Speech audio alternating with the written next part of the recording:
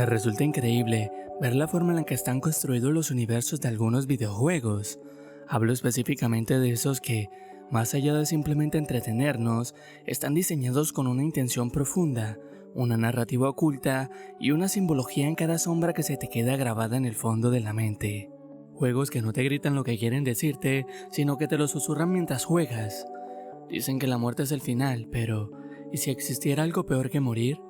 Un espacio suspendido donde no hay cielo ni infierno ni redención, donde caminas sin saber si estás vivo o simplemente atrapado en el recuerdo de lo que fuiste. Esto es Limbo. Todo comienza con un parpadeo en la oscuridad. Un niño despierta en medio de un bosque sombrío, sin nombre, sin pasado y rodeado de un silencio que resulta abrumador. Desde sus primeros pasos, notamos que está confundido. Ni él mismo parece entender cómo llegó a ese lugar, pero algo en su interior lo empuja a avanzar. Sin embargo, este bosque no es un refugio, sino un entorno hostil lleno de trampas mortales ocultas entre los árboles y garras que esperan un solo paso en falso para castigar la inocencia. Pronto, el camino se bloquea por una de las figuras más inquietantes del juego, una araña gigante. El niño notó que, al acercarse, la criatura lo ataca con una velocidad letal, por lo que debe buscar alguna forma de hacerse paso. En medio del pánico, un golpe de la araña contra el suelo genera un sonido metálico cercano, y al buscar la fuente del sonido, el niño se percata que en un árbol cuelga una trampa para osos. En ese momento para él fue obvio. Con una valentía desesperada, el niño logra atraer los ataques de la bestia para que haga caer la trampa y así poder usarla como arma. De esta forma, se hace con la trampa de osos y la ubica de manera estratégica, consiguiendo arrancarle 3 de sus patas y obligándola a huir. Pero su victoria fue efímera. Más adelante, al adentrarse en una cueva viscosa, los pies del niño comienzan a pegarse al suelo hasta que finalmente queda completamente inmovilizado. Resulta que la cueva no era tal, sino el nido de la misma araña que acababa de herir. Y justo cuando parece que no hay escapatoria, la araña reaparece, envuelve al niño totalmente en seda y lo deja colgando para alimentarse de él más tarde. Pero el niño posee una tenacidad inquebrantable. Empieza a retorcerse con todas sus fuerzas hasta que logra caer de la telaraña y, aún envuelto en el capullo, debe ir saltando torpemente para escapar de su captor. Luego de caer por un montón de árboles y ramas, logra liberarse y aparentemente escapar, y es justo después de este escape cuando ocurre un momento que cambia el tono de la travesía. Por un instante, la oscuridad parece dispersarse y el niño ve a alguien a lo lejos. Este corre hacia él, con la esperanza de haber encontrado finalmente un refugio o una respuesta, pero justo antes de alcanzarlo, el suelo cede y lo separa de él, revelando la verdad detrás de esta persona. Esta breve visión es la que le da fuerzas para enfrentar lo que viene. Un grupo de niños salvajes que lo observan desde las sombras y que, lejos de ofrecer ayuda, lo atacan con dardos y trampas de troncos. Parecen sombras de una infancia rota, atrapados en su propio ciclo de crueldad. Poco a poco, el paisaje natural empieza a morir. El bosque se transforma en un entorno industrial y decadente, lleno de maquinaria oxidada que reemplaza la naturaleza. Aquí aparecen los gusanos cerebrales, parásitos que le arrebatan el control y lo obligan a caminar en una sola dirección hacia la muerte, a menos que encuentre un haz de luz que lo haga retroceder. El peligro se vuelve mecánico, sierras circulares que debe esquivar por milímetros, campos eléctricos con temporizadores y cajas magnéticas que deben ser movidas con precisión matemática. El niño debe manipular interruptores que alteran la gravedad, lanzándolo hacia el techo, o plataformas giratorias que lo obligan a correr contra la inercia para no ser aplastado. Cada paso lo sumerge más a un entorno surrealista, donde la física termina por quebrarse por completo. El mundo gira y las leyes del tiempo parecen fallar. Finalmente, tras superar una última secuencia donde todo parece colapsar, el niño cae violentamente a través de un panel de cristal. Su cuerpo atraviesa el vidrio en cámara lenta y cae pesadamente sobre el suelo. Todo esto para despertar una vez más, tendido en el bosque, justo como al principio. Pero algo había cambiado. Camina unos metros y encuentra una niña de espaldas.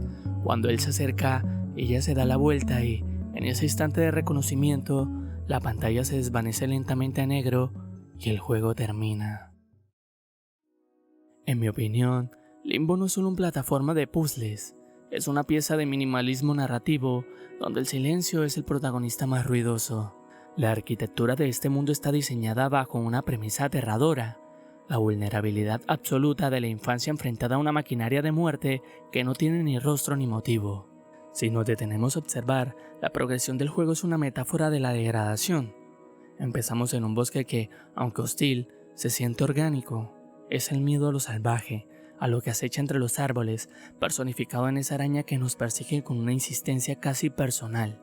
Pero, a medida que avanzamos, la naturaleza muere y es reemplazada por el acero frío.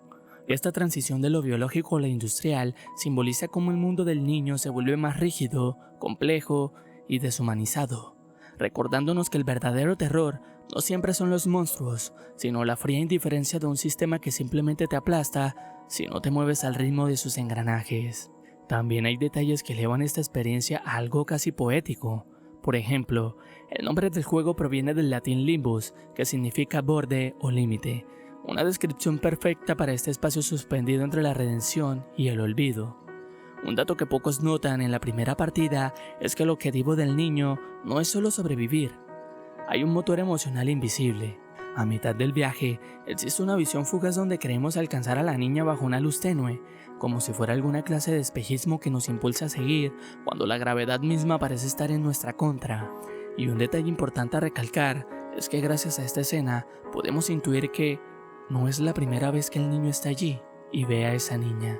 Incluso la estética del juego, al parecer inspirada en el expresionismo alemán, no es una casualidad. El uso de siluetas y altos contrastes obliga a nuestra imaginación a rellenar los huecos del horror, y ese momento final, cuando atravesamos el cristal en cámara lenta, es la ruptura definitiva de la realidad. Algunos dicen que ese cristal es el parabrisas de un accidente, el impacto final que separa el recuerdo de la existencia. Al final, el hecho de que el niño y la niña se encuentran en el mismo bosque donde todo empezó sugiere un ciclo eterno, como lo había mencionado antes. Tal vez no es un viaje hacia adelante, sino un proceso de aceptación, donde el niño, tras enfrentar sus miedos y su culpa, finalmente encuentra la paz al dejar de luchar contra la oscuridad que lleva por dentro. Si analizamos Limbo desde un punto de vista psicológico, el juego deja de ser una historia sobre la muerte y se convierte en una representación del desarrollo emocional humano. El inicio en el bosque no es solo un escenario oscuro, es la infancia, un lugar donde no entendemos el mundo, donde avanzamos por instinto y donde cada error duele el doble porque no sabemos cómo funciona nada. La araña gigante no es solo un enemigo, es ese miedo enorme que, cuando somos pequeños, parece imposible de vencer. Y fíjate en algo interesante, el niño no lo derrota con fuerza, la derrota usando el entorno, aprende, se adapta y crece. Después vienen los otros niños, y eso es fuerte, porque el peligro ya no es un monstruo, es alguien igual a él. Ahí es cuando el juego deja de hablar del miedo irracional y empieza a hablar de la crueldad humana. Luego el bosque desaparece y llega la maquinaria, engranajes, electricidad, sistemas precisos, y psicológicamente eso representa algo muy claro: la adultez. Un mundo estructurado donde ya no basta con sobrevivir. Tienes que entender las reglas invisibles, tienes que moverte con precisión y tienes que calcular cada paso. Ya no hay instinto, hay sistema. Los gusanos que controlan la mente son quizás el símbolo más brutal del juego, porque ya no es un entorno atacándolo a él, sino algo dentro de él mismo. Ansiedad, miedo, culpa, pensamientos intrusivos, momentos donde sientes que no decides tú, que es algo más manejando tu dirección. Y lo más inquietante es que el niño solo recupera el control cuando encuentra luz, no cuando pelea. Y al final, el ciclo, volver al mismo punto, ¿no les recuerda algo?